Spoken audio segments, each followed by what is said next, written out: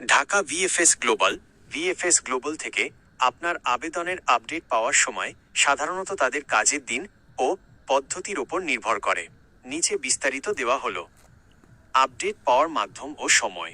Online tracking.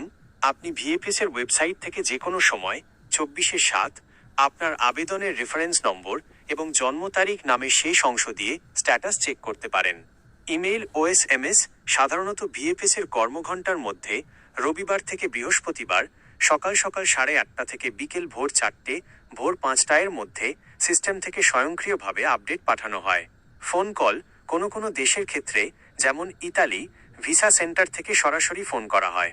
এটি সাধারণত সকাল 9টা থেকে বিকেল 4টার মধ্যে হয়ে থাকে। 2. পাসপোর্ট সংগ্রহের সময়। যদি আপনার আপডেট আসে যে passport is ready for collection, তবে আপনি নিচের সময় অনুযায়ী পাসপোর্ট সংগ্রহ করতে পারবেন। দিন: রবিবার থেকে বৃহস্পতিবার, সরকারি ছুটি ব্যতীত। সময়: সাধারণত দুপুর রাত 3টে থেকে বিকেল ভোর 4টে পর্যন্ত, কিছু ক্ষেত্রে বিকেল ভোর 5টা পর্যন্ত বর্ধিত সময় থাকে। 3. সাধারণ প্রসেসিং সময়।